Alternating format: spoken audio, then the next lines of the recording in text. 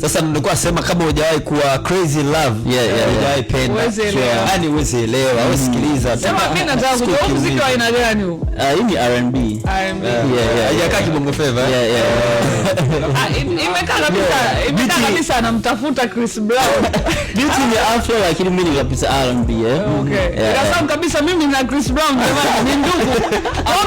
Amweli tu. Bana producer wa ngoma ni? Bwana mdogo wangu njoo bana. Lila anasema unamjua bwana. Wewe msogezee siti hapo. Original haijavunjika, haina shida hiyo. Haina shida. Nani wa telefoni atakupa?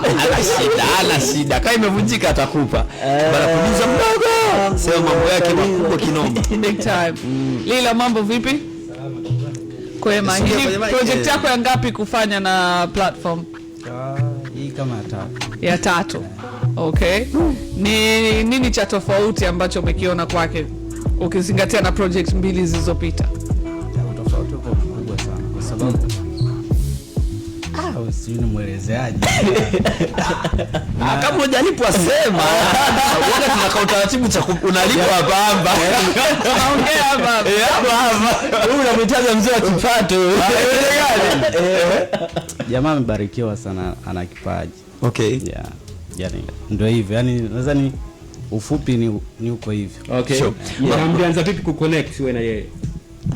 Ni muda mrefu sana kwa sababu mimi ndio wa kwanza kumtafuta. Okay. Nafika hata miaka 6. Okay. Kwa ulikuwa umepigwa bench kwanza, tulia. Hii banga mmeifanya mwaka gani? Hii banga 2023.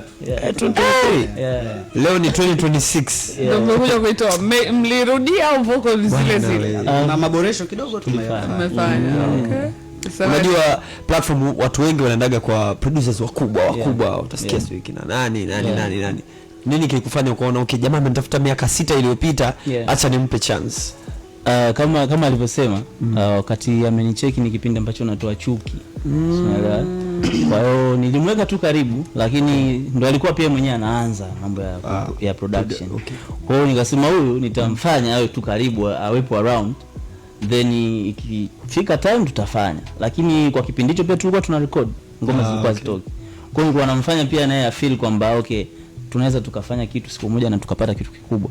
Na kumfanya pia mawazo yake yazidi kuongezeka. Na pia nilikuwa naenda namchukua tunaenda studio zingine session nini. Aone pia, na mpaka sasa hivi kiukweli mimi mwenyewe najivunia kwa sababu ashafanya ngoma na kina Sara. Ndio Hamadai pia. Kwa Dogo Janja hata ngoma yake iliyotoka mpya hii kafanya Dogo ile one day. Kwa hiyo najivunia kwamba nimekuwa sehemu ya yeye pia kwenye safari yake. Na hata hiyo ngoma nyingine pia yeye na ni favorite kwangu.